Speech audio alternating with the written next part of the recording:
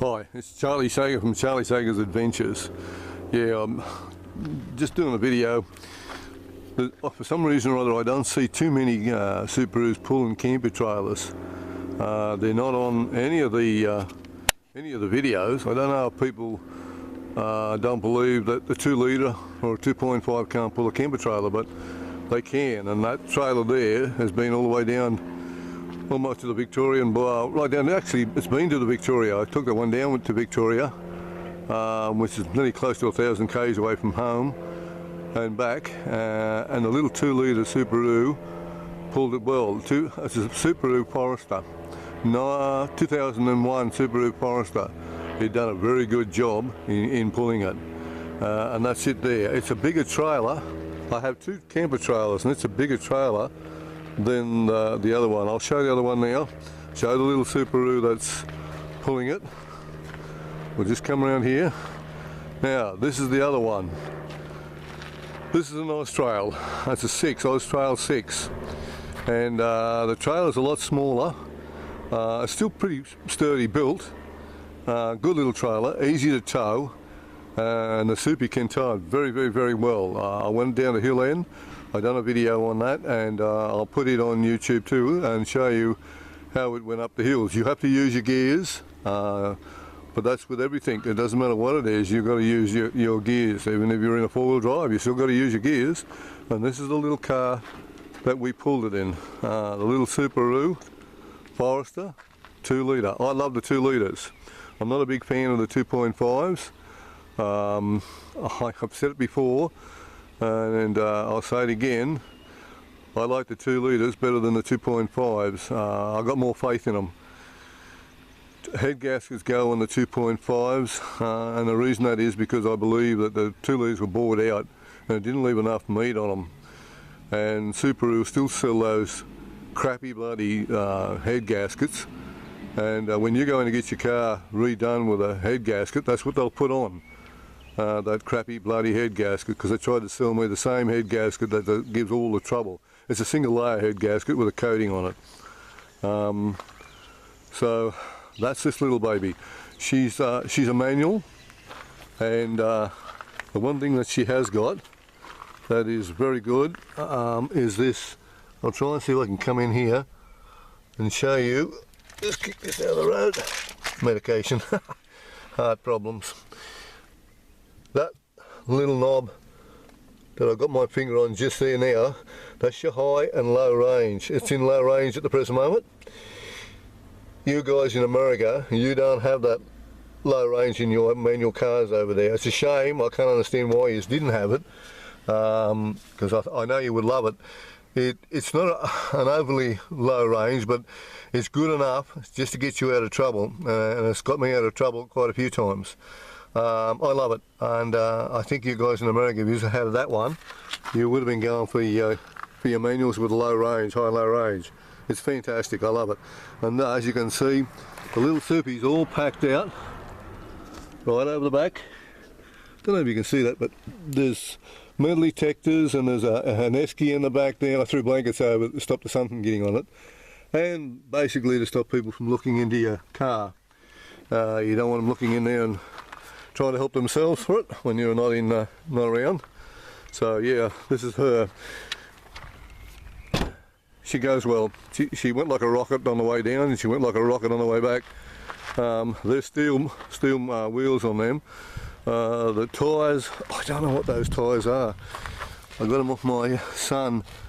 CON. I don't know what that is. UFROR, I think. All terrains, but they're good tyres, they're not bad. They're not too bad on the ride. They don't make that much noise. They're pretty good. I'm going to give them another bit more of a go and a bit more of a report. I'm going to put it on a, I don't know, to keep this little girl or sell that little Forester, and I'll take you up to the other Forester up here. I've got 2 Foresters, 2 camper trailers. The other camper trailer's for sale. I'm going to sell it.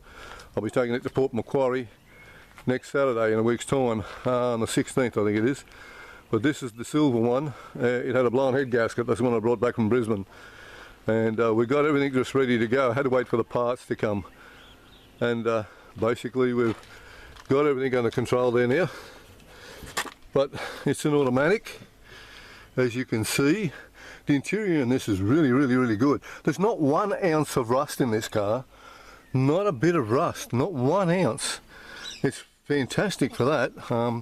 The trouble with, and I'm going to say it again, is when the head gaskets go in these Subarus, they end up at the wreckers because it costs about 7 grand to get the head gaskets done, probably 7 grand plus.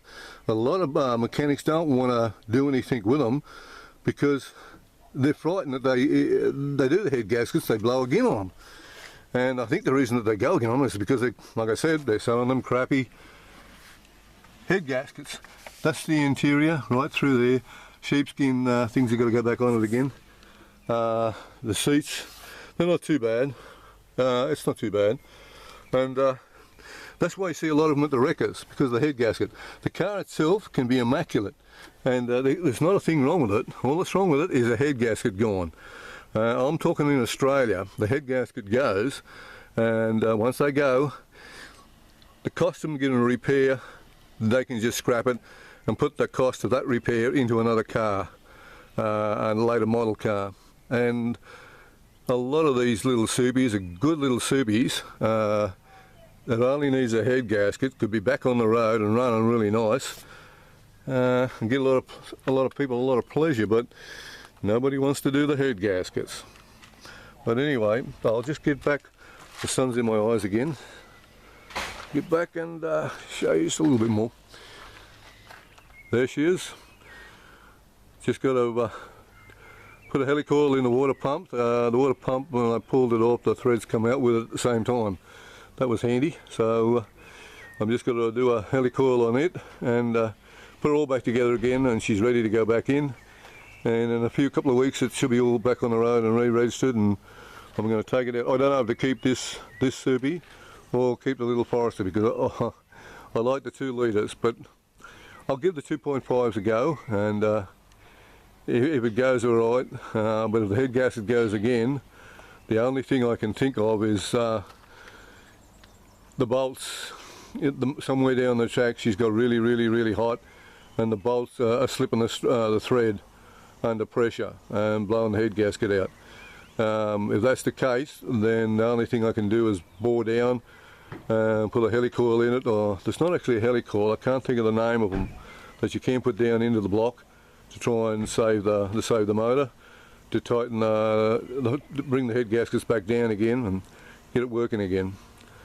But we'll jump that hurdle when we get to it. I'm a little bit concerned on that, but everything went down nicely. The motor has been machined, the blocks have been machined, the heads have been machined, everything's been done, everything's brand new, all new head gaskets, done to a T, so we'll just see what happens. Alright, and that's the little Subi down there. We'll see if I keep that one. That's the trailer, and it went like a rocket all the way to Hill End. I was very pleased with it. The sun is in my eyes again. It went like a rocket. It never missed a beat. It never does. It's a very good little motor in that green car. I really do like the motor in that little green car. Alright, this is Charlie Sago saying goodbye. Catch you later. Bye for now.